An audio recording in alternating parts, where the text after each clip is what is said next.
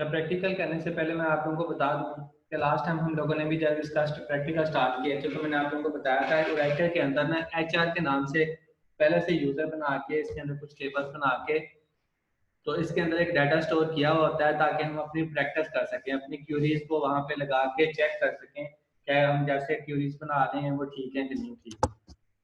तो इसलिए हम लोग उस एचआर वाले यूजर के थ्रू ही लॉग इन होंगे।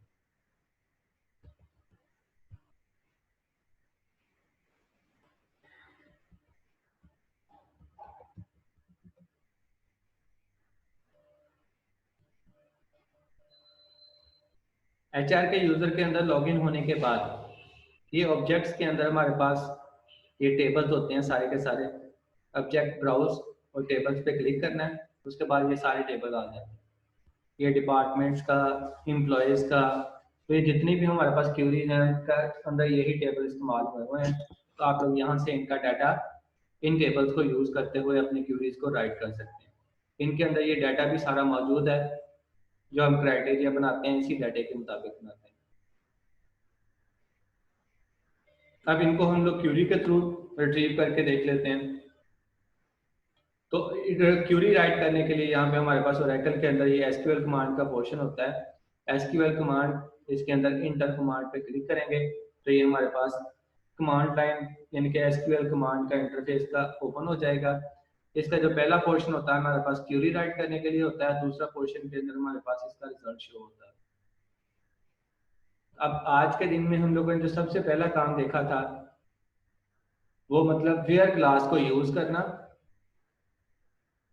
कुछ कंडीशन बनाते हुए, कुछ कंडीशनल ऑपरेटर को यूज करते हुए। तो सबसे पहले हम लोगों ने डिपार्टमेंट आईडी एम्प्लॉयज वाले टेबल के अंदर से डिपार्टमेंट आईडी के बराबर एक रिकॉर्ड रिट्रीव करके देखा।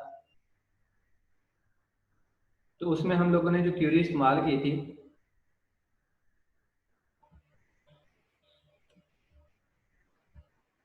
उसमें क्या था कि हमारे पास select employ ID, last name, job ID और डिपार्टमेंट आईडी कि मैंने अब इस टेबल में से इन कॉलम्स का डाटा रिट्रीव करना है फ्रॉम टेबल नेम एम्प्लॉयज और वेयर की क्लास। ये हमारा आज का काम है कि वेयर की क्लास को यूज करते हुए हम किस तरह डिफरेंट कंडीशंस लगा सकते हैं कि department ID is equal to 90। मैंने सिर्फ अभी एक ही कंडीशन पे लगाई है, इसके मुताबिक मैं अपना पहले रिजल्ट चेक कर लेता हूँ।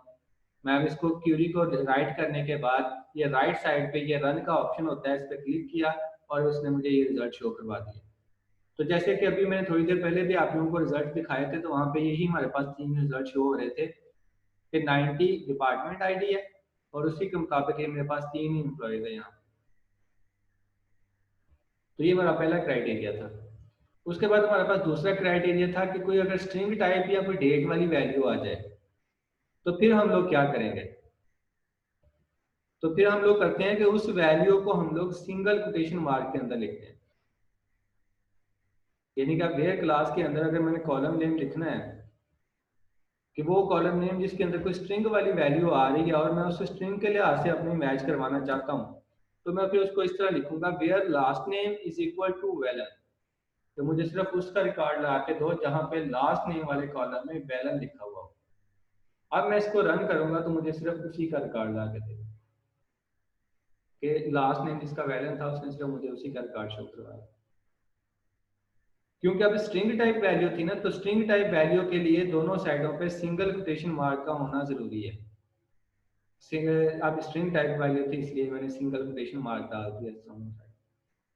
अब स्ट्रिंग के साथ हमारी जो डेट होती है वो भी स्ट्रिंग टाइप ही होती है।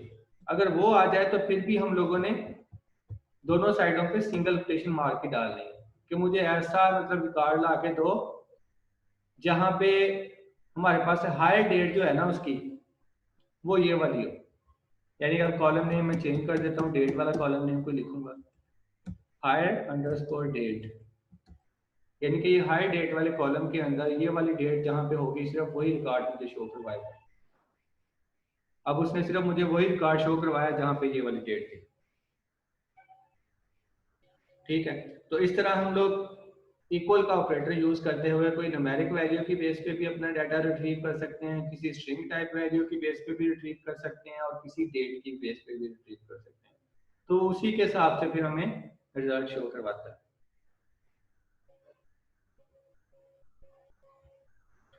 उसके बाद हमारे पास था, अब मतलब प्रेसिडेंसी का आ गया था इशू कि हम लोगों ने प्रेसिडेंसी का जो ख्याल रखना होता है कंपैरिजन वाले ऑपरेटर्स की, तो उनको भी हम लोगों ने देखना होता है। तो उससे पहले मैं आपको पहले एक और कंडीशन चेक करवा दूं, दिखा दूं।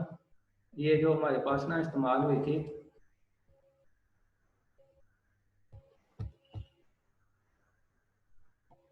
कि ऐसे रिकॉर्ड लेके आओ जिनकी सैलरी लेस देन 3000 हो, मतलब लेस देन और इक्वल टू, मतलब लेस देन 3000 से लेस देन भी हो तब भी रिकॉर्ड ले आए और पूरी 3000 हो तब भी ले आए। अब इसमें दो ऑपरेटर्स आ गए, लेस देन का भी आ गया और इक्वल टू का भी आ गया। तो पहले ये लेस देन चेक करेगा, फिर मतलब इक्वल टू वाला चेक करेगा। तो अब मैं इसको मतलब रन करूंगा तो मुझे ऐसे रिकॉर्ड ला के देगा जिनकी सैलरी 3000 या इससे कम होगी। तो ये उसने मुझे सारे वो वाले रिकॉर्ड शो करवा दिए जिनकी सैलरी 3000 से कम है।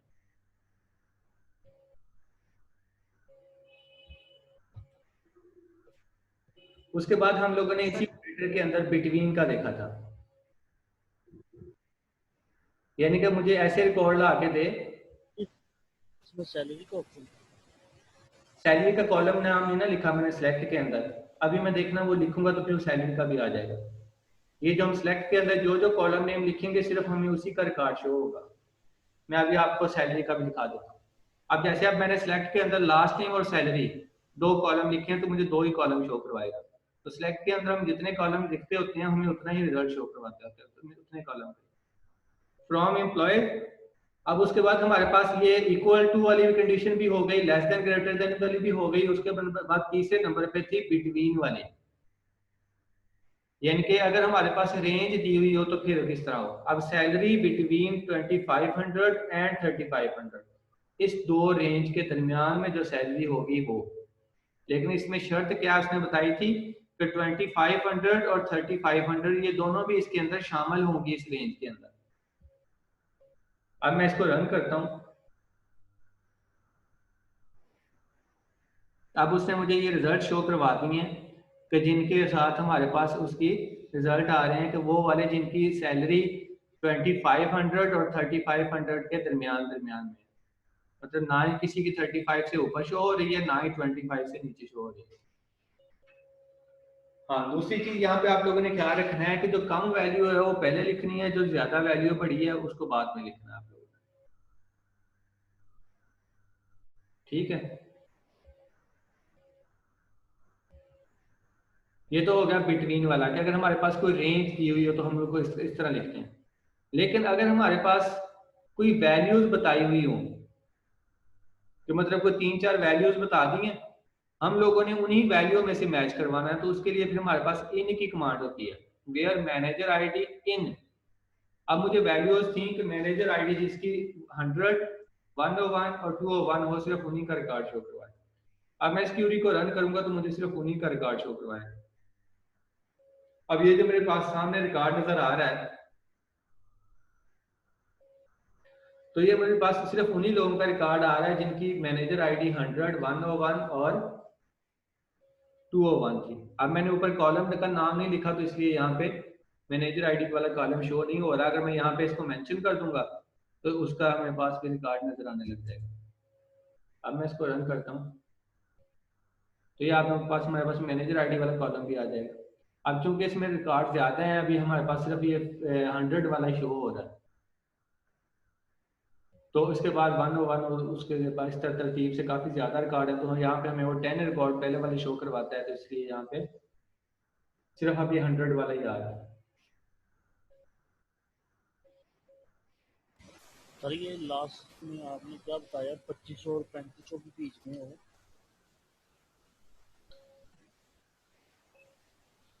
ये जो मैंने बताया था ना, ये आप लोगों को बताया था कि अगर हमारे पास कोई सैलरी की रेंज बता देना तो 2500 और 3500 के दरमियान दरमियान में कोई वैल्यू है कि जो जिनकी सैलरी है हम लोगों ने उनका डाटा रिट्रीव करना है, तो उसके लिए फिर हमें ये बिटवीन की कमांड यूज करनी पड़ती है। कि जब हमारे पास रेंज ऑफ वैल्यूज हों सिलेक्शन क्राइटेरिया के लिए, वेयर क्लास के लिए, कोई एक वैल्यू नहीं है बल्कि एक रेंज बता दी है 2500 से 3500 तक। तो वेयर की क्लास के अंदर फिर हम इक्वल या लेस देन नहीं यूज करते, फिर ये बिटवीन वाला ऑपरेटर यूज करते हैं। ये सैलरी सर बिटवीन पहली वैल्यू एंड दूसरी वैल्यू।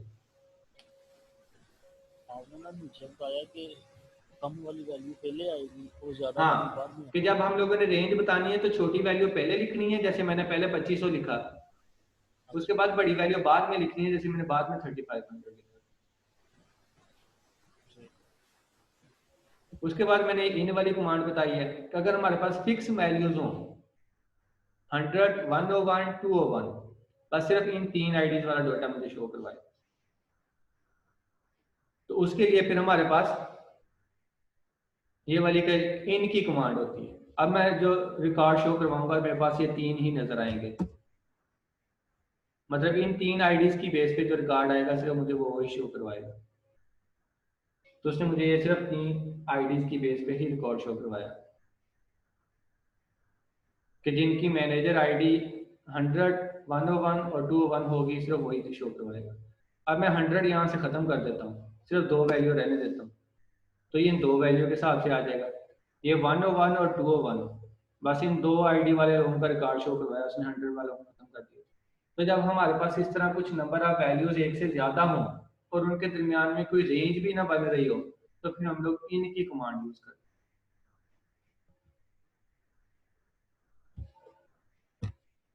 और उसके बाद एक ऑपरेटर था, हम लोगों ने लाइक का इस्तेमाल किया कि अगर हम किसी नाम की बेस पे डाटा रिट्रीव कर रहे हैं और हमें उस नाम का मालूम नहीं है, तो मतलब वो नाम किस तरह होगा, लिखा हुआ है, उसके स्पेलिंग क्या है, हाँ हमें इतना मालूम है कि उस नाम का जो पहला डिजिट है ना वो एस है।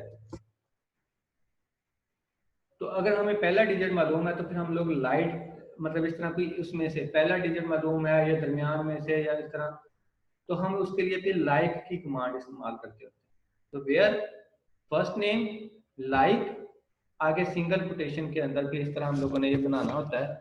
अब हमें मुझे पहला हिस्सा मालूम है ना, अगर मुझे पहला कैरेक्टर मालूम है तो फिर हम लोग इस तरह क्यूरी राइट करते होते हैं कि एस आगे मालूम नहीं है ना, तो आगे परसेंटेज आ दूंगा,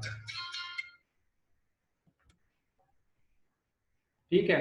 मतलब आगे मैंने परसेंटेज डाल दी कि ऐसे, मतलब मुझे नाम का डाटा शो करवाए जिसका नाम फर्स्ट नेम एस से स्टार्ट होता हो। मुझे इतना ही पता है कि हर वो उस बंदे का नाम एस से शुरू होता था, आगे कुछ नहीं पता। तो मैं उसका लाइक की कमांड को यूज करते हुए इस तरह उसको राइट करूंगा। अब मैं इसको रन करूंगा तो मुझे सिर्फ वो उन्हीं का नाम शो करवाएगा जिनका नाम एस से शुरू होते होंगे। तो ये इसने मुझे तमाम नाम शो करवा दिए। अब यहीं पे ये तो था कि अगर मुझे पहला डिजिट मालूम है उसके बाद वाले नहीं मालूम, तो भी ये था। अगर मुझे इसका सेकंड वाला डिजिट मालूम है, ठीक है, अगर मुझे सेकंड वाला डिजिट मालूम है बाकी मालूम नहीं है, तो मतलब पहला एक डिजिट स्किप करना है तो उसके लिए मैं अंडरस्कोर लिखूंगा। उसके बाद दूसरा डिजिट मुझे वैसे ही मालूम है वो मैं एग्जैक्ट लिख दूंगा। उसके बाद फिर मुझे मालूम नहीं है तो उसके लिए मैं परसेंटेज लिखूंगा। अब यहां से क्या जाहिर हुआ कि अगर आप लोगों ने किसी एक डिजिट को कहीं से स्किप करवाना है ना जो आप लोगों को नहीं मालूम, उसकी जगह पे अंडरस्कोर डालेंगे। अगर आप लोगों को एक से ज्यादा डिजिट का नहीं मालूम तो फिर आप उसकी जगह पे परसेंटेज लगाएंगे। तो अब मुझे एक सेकंड डिजिट मालूम था बस, तो मैंने एक पहला डिजिट भी स्किप करवाना था, उसकी जगह पे मैंने अंडरस्कोर डाल दिया। उसके बाद वाले ओ के बाद जितने डिजिट थे वो भी स्किप करवाने थे, उसकी जगह पे मैं परसेंटेज डाल दिया। तो मतलब एक से ज्यादा को स्किप करवाना हो तो परसेंटेज, एक को स्किप करवाना हो तो अंडरस्कोर। अब ये मुझे सिर्फ ऐसे रिकॉर्ड ला के देगा जिनका लास्ट नेम के अंदर सेकंड नंबर पे ओ आता हो। अब मैंने इसको रन किया तो ये उसने मुझे वो तमाम नाम शो करवा दिए जिनके सेकंड नंबर पे ओ आता है, ठीक है। अब यहाँ पे ऐसा भी पॉसिबल होता है कि अब जैसे कि ये दौरान के अंदर सेकंड लास्ट नंबर पे ए आ रहा है, अब मुझे पहले वाले नहीं मालूम ना, तो मैं पहले इसके परसेंटेज डाल दूंगा। तो पहले नहीं मुझे मालूम कि क्या आ रहा है, लेकिन मुझे इतना पता है कि इसका जो सेकंड लास्ट डिजिट है ना वहां पे ए आ रहा है, और उसके बाद आखिरी डिजिट का फिर मुझे मालूम नहीं है तो मैं आखिरी पे फिर अंडरस्कोर डाल दूंगा। तो मतलब अगर आप लोगों को किसी नाम का सेकंड लास्ट डिजिट मालूम है तो फिर कैसे लिखोगे? फिर ऐसे लिख के इसको रन करूंगा तो अब मेरे पास तमाम वो वाले नाम आ गए हैं जिनका सेकंड लास्ट डिजिट ए है। अब यहाँ पे ऐसा भी हो सकता है कि आप लोगों को लास्ट डिजिट भी मालूम हो सकता है, उससे पहले वाले नहीं मालूम। तो मुझे ऐसे रिकॉर्ड ला के शो करवाओ जिनके एट द एंड पे ए आता हो। शुरू वाले नहीं मालूम तो शुरू में परसेंटेज डाल दी। अब उसने मुझे वो रिकॉर्ड शो करवा दिए जिनके एंड पे ए आता है। अब यहाँ पे ऐसा भी हो सकता है कि आपको दरमियान में कहीं पता है कि दरमियान में कहीं इसके MAN आता है, ना आपको शुरू का पता है ना एंड का पता है, तो आप दोनों साइडों पे परसेंटेज डाल दो। अब इसको मैं मतलब रन करूंगा तो मुझे वही वाले रिकॉर्ड शो करवा देगा जिनके दरमियान में या एंड पे या कहीं भी MAN आता है। तो MAN इसके कहीं भी आएगा, जब मैं दोनों साइडों पे परसेंटेज डाल दूंगा तो इसका मतलब ये नहीं कि दरमियान में ही चेक करेगा, स्टार्ट में भी हो सकता है, दरमियान में भी हो सकता है, एंड में भी हो सकता है। पूरे नाम के अंदर कहीं पे भी MAN आ रहा है ना तो वो वाला रिकॉर्ड मुझे रिट्रीव करके शो करवा देगा। तो मतलब ये भी एक क्राइटेरिया है। तो ये लाइक की कमांड यूज करने का हमारा मकसद यही होता है कि जहाँ पे हमारे पास डिफरेंट टाइप की वैल्यूज आ रही हो, हमें एग्जैक्ट वैल्यू ना मालूम हो लेकिन उसका कुछ पार्ट मालूम हो, तो उसके लिए फिर हम लोग लाइक की कमांड इस्तेमाल करते हैं। सर हाँ जी। सर जी, अगर हमें क्या नाम है चौथा डिजिट मालूम हो कि चौथा डिजिट जो सा वो 0 है, तो पहले वाले 4 जो हैं वो कैसे हम करें? मैंने कहा ना कोई एक एक स्किप करना है ना तो उसके लिए अंडरस्कोर है, एक से ज्यादा जितने भी हैं आपने परसेंटेज डाल दी। ठीक है, वो चाहे पहले आए या बाद में आए, एक से हाँ ज़्यादा जितनी हो। हाँ, कोई एक स्किप करवाना हो तो उसके लिए अंडरस्कोर होता है, एक से ज्यादा हो तो फिर परसेंटेज होती है। तो दो ही मतलब सिंबल है इसके अंदर। उसके बाद सर हम लोग वो जी जी समय पूछो। सर ये जो परसेंटेज वाला है, ज्यादातर तो हमें परसेंटेज इस्तेमाल करना होगा ना। हाँ परसेंटेज इस्तेमाल आता है ज्यादा, लेकिन लेकिन अगर आप लोगों को कहीं कोई फिक्स मालूम है डिजिट तो फिर हम लोग ठीक है, उसको अंडरस्कोर भी तो इस्तेमाल करना पड़ सकता है। मतलब सर अली हमने एक नाम सर्च करना है, हमें सिर्फ उसका एक लेटर पता है, ए का पता है, तो हम क्या अंडरस्कोर लगाएंगे या परसेंटेज लगाएंगे? अगर तो आप लोगों को लगता है कि वो जो डिजिट है पहला डिजिट मालूम है, बाकी आगे जी नहीं मालूम, तो पहला डिजिट लिख दोगे, बाकी आगे सारे परसेंटेज लिख दोगे। अगर आप लोग लगता है कि वो डिजिट दरमियान में कहीं आना है तो फिर दोनों साइडों पर परसेंटेज डाल दोगे। अगर आपको लगता है कि कहीं सेकंड नंबर पे आना है तो पहले फिर आप अंडरस्कोर डाल दोगे, फिर आप लोगों का डिजिट आ जाएगा, उसके बाद परसेंटेज आ जाएगी।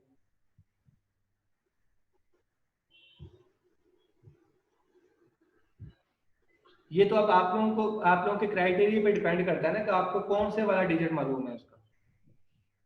मैंने आपको तीनों तरीकों से रन करके दिखा दिया है। मतलब अगर हमें सेकंड या सेकंड लास्ट मालूम हो तो कैसे करना है, दरमियान में या एंड पे या लास्ट पे कहीं पे भी मालूम हो तो ये जो आप लोगों को सामने नजर आ रहा है इस तरह लिखना है। अगर शुरू वाला डिजिट मालूम हो तो फिर आप लोगों ने पहला डिजिट लिख देना, उसके बाद परसेंटेज लिख देना।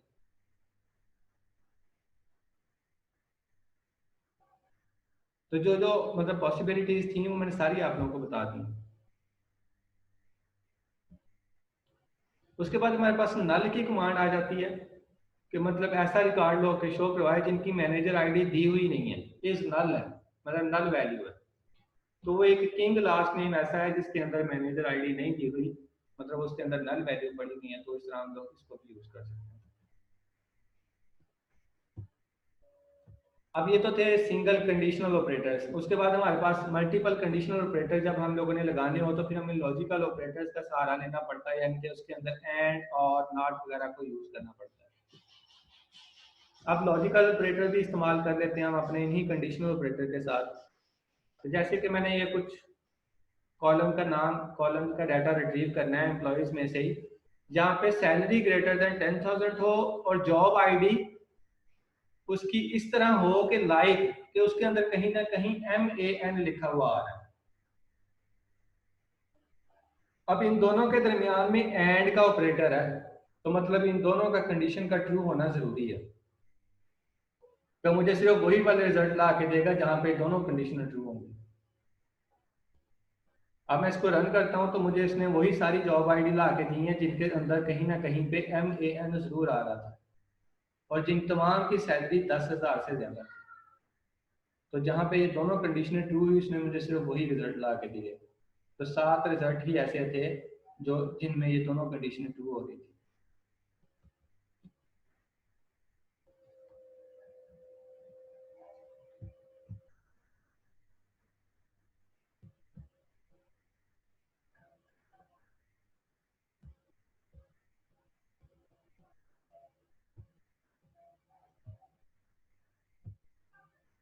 उसके बाद में हम एक आर का भी देख लेते हैं। एंड का हो गया, ये एक और का हो जाता है। तो आर के अंदर क्या होता है कि आर के अंदर होता है कि जिसमें पहली ट्रू हो जाए या दूसरी ट्रू हो जाए या दोनों ट्रू हो जाए। तो मतलब दोनों ट्रू हो गई तो वो रिजल्ट भी ले आएगा, दोनों में से कोई एक ट्रू होगी तब भी रिजल्ट आ जाएगा। ये आर का ऑपरेटर होता है। तो इसके मुताबिक मेरे पास ये कुछ रिजल्ट शो हो जाएंगे कि जिनके अंदर जॉब आईडी MAN नहीं भी है लेकिन उनकी सैलरी 10,000 से ज्यादा है तो उनका भी रिजल्ट ले आएगा। जिनकी जॉब आईडी में MAN है लेकिन सैलरी 10,000 से ज्यादा नहीं है उनका भी रिजल्ट ले आएगा। और जहां पे ये दोनों कंडीशनें ट्रू हैं उनका भी रिजल्ट आ जाएगा।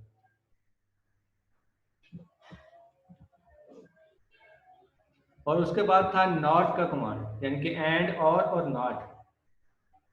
नॉट के लिए हम लोगों ने जो इन कमांड इस्तेमाल की थी ना उसी के साथ नॉट लगा देते हैं तो हमारा नॉट का ऑपरेटर बन जाएगा। यानी कि सही को गलत करने वाली बात होती है नॉट कि मैनेजर आईडी जिसकी नॉट इन मतलब इस वैल्यूज के दरमियान में जिनकी वैल्यू है ना, यानी कि जिनकी मैनेजर आईडी इन तीनों में से कोई भी आईडी है उसका रिकॉर्ड वो मुझे शो नहीं करवाएगा।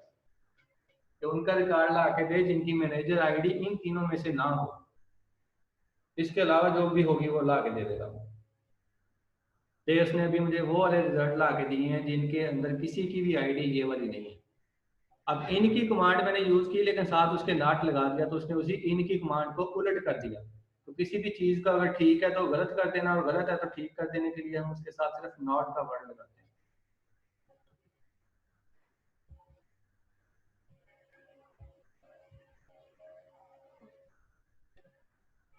उसके बाद हमारे पास एंड और नॉट आर अगर दोनों कंबाइन आ जाए तो पहले हमारा कौन सा यूज होना है और बाद में कौन सा यूज होना है उसको भी देख लेते हैं। कि अब यहाँ पे मैंने वेयर क्लास के अंदर 3 कंडीशनें राइट कर दी और एक के अंदर मैंने एक बार पहली बार आर लिख दिया दूसरी बार एंड लिख दिया।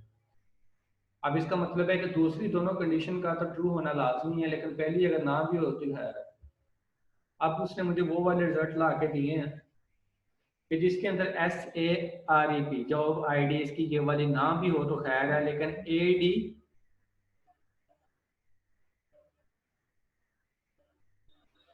और उसके बाद उसकी सैलरी 15,000 से ज्यादा।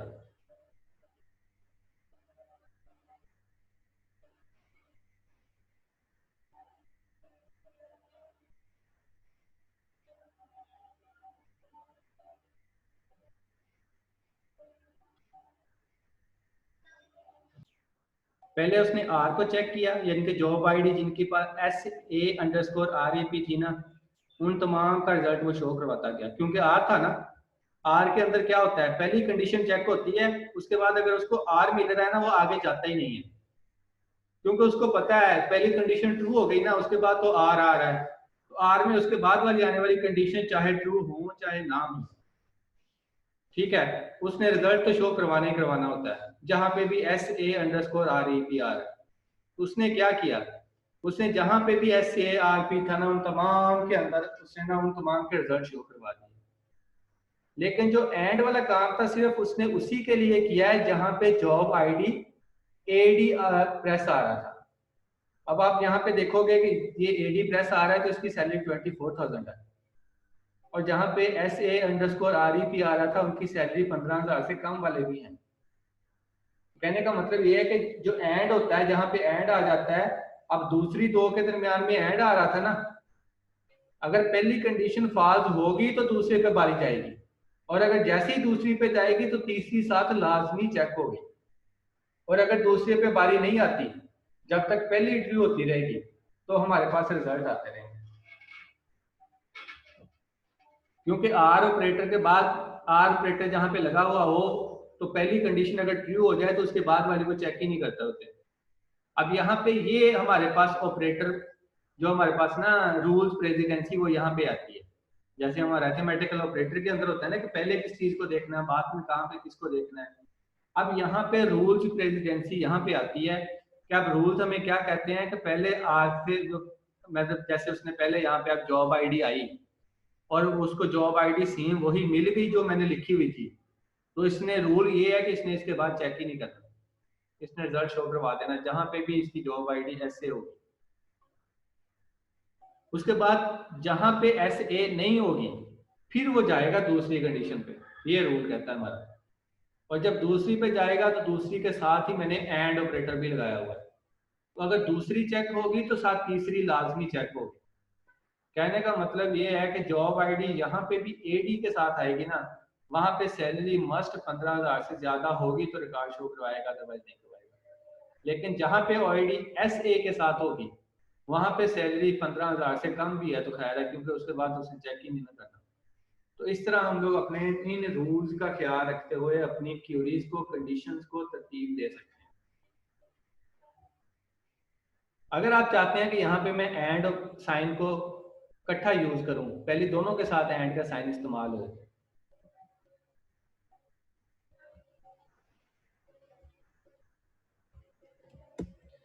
तो फिर इसके लिए हम दूसरे वाला क्राइटेरिया यूज कर लेते हैं। मैं यानी कि जिनके अंदर आर आ रहा है ना, इन दोनों के साइडों पे ब्रैकेट डाल देता हूँ। अब अगर मैंने ब्रैकेट डाल दी तो इसका मतलब है कि इन दोनों में से एक और फिर तीसरी लाजमी ट्रू होनी चाहिए। अब वो पहली दो में से आर को पहले चेक करेगा फिर तीसरी की तरफ जाएगा। अब मैं इसको रन करूंगा तो मुझे सिर्फ उन्हीं का रिकॉर्ड ला के देगा, क्योंकि अब उसने पहले दो में से चेक किया ना, कि पहले दो में से उसने चेक किया जब तक उसकी ये ऐसे वाली कंडीशन ट्रू हो रही थी उस वक्त तक उसको सैलरी 15,000 से ज्यादा नहीं मिल रही थी। जब उसकी ये एडी वाली कंडीशन ट्रू होने लगी तब उसको 15,000 से ज्यादा सैलरी मिली, तो मेरे पास फिर एक ही रिकॉर्ड रह गया। यानी कि यहाँ पे मेरे पास जो रिकॉर्ड आ रहा था ये मेरे रिकॉर्ड के अंदर प्रॉब्लम क्रिएट कर रहा था, क्योंकि मैंने आर ऑपरेटर के ऊपर दोनों साइडों पे ब्रैकेट नहीं डाली थी। तो फिर वो क्या करता था, पहली कंडीशन को चेक करता था, पहली कंडीशन ट्रू हो जाती थी, उसके बाद आर आ जाता था, उसके बाद चेक ही नहीं करता था, तो वो सारे रिजल्ट ला के देता जा रहा था। तो मैंने क्या किया, पहली दो कंडीशनों के साइडों पे ब्रैकेट डाल दी। तो ब्रैकेट का क्या मतलब हुआ फिर, तो इन दो कंडीशनों को पहले चेक करे, इन दो के दरमियान में फैसला करके फिर तीसरी की तरफ जाए। क्योंकि मैंने तीसरी कंडीशन हर दफा साथ लाजमी एग्जीक्यूट करवानी है, तो इसलिए मैंने तुरंत पहले दो के साइडों पे ब्रैकेट डाल दी और उसके बाद एंड डाल के तीसरी स्टेटमेंट डाल दी। अब उसको पहली दो के दरमियान में से किसी एक का फैसला करने के लिए तीसरी स्टेटमेंट का ट्रू करवाना लाजमी करार हो गया। तो मतलब लाजमी अगर तीसरी स्टेटमेंट ट्रू होगी तो पहली दो में से कोई एक जो भी ट्रू होगी वो चलेगी। अब मैं अगर करूंगा तो अब पहली दो में से सिर्फ एडी वाली ही ऐसी है जिनकी सैलरी साथ 15,000 से ज्यादा है, ऐसे वाली के साथ तो 15,000 आ ही नहीं रहा था, इसलिए उसने साथ शो ही नहीं किया। मतलब पहले दो में से किसी एक को लेना है और दूसरे जो तीसरे नंबर वाली है उसको तो साथ लाजमी लेना है। तो इस तरह हम लोगों ने अगर रूल्स को फिक्स करवाना हो तो ब्रैकेट लगा के इस तरह फिक्स करवाते हैं। अदरवाइज हमारे रूल्स की जो प्रेसिडेंसी होती है वो उसके लिहाज से वो खुद ब खुद ही रिजल्ट देता रहता है, तो हमारे रिजल्ट खराब भी हो सकते हैं। अब उस रूल्स की जो प्रेसिडेंसी है उसको ब्रेक करवाने के लिए हम इस तरह ब्रैकेट्स का सहारा लेना पड़ता है।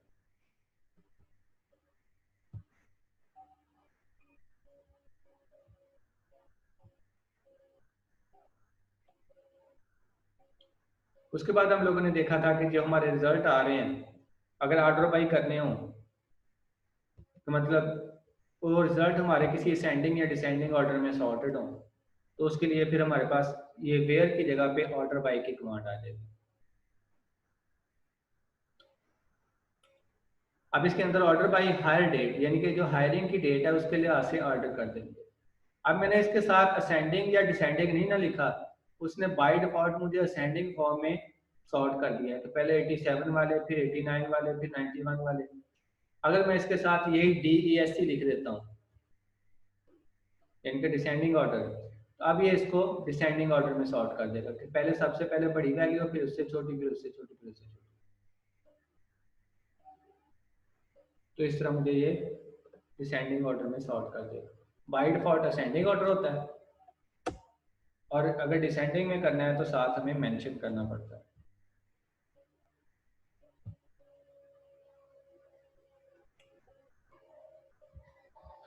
और दूसरा ये था कि अगर हमारे पास कोई कोई एक्सप्रेशन की बेस पे हम लोग उसने सॉर्ट करना चाह रहे हैं, तो एक्सप्रेशन के साथ फिर हम लोग एलियस को इस्तेमाल करके उस एलियस की बेस पे भी अपनी वैल्यूज को सॉर्ट करवा सकते हैं। अब जैसे मैंने इसको 12 से मल्टीप्लाई करके जो रिजल्ट आना था उसकी बेस पे सॉर्ट करवाना था, तो उसका फिर मैंने एक एलियस रखा, और एलियस रख के फिर उस एलियस की बेस पे मैंने इसको ऑर्डर करवाया, तो उसने उसी के हिसाब से फिर नई वैल्यू के हिसाब से अपने आप को इसको ऑर्डर करवाया।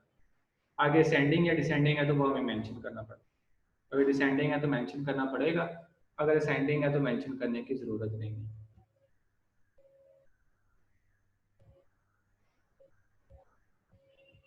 यहाँ तक हमारा ये आज का काम एंड हो जाता है।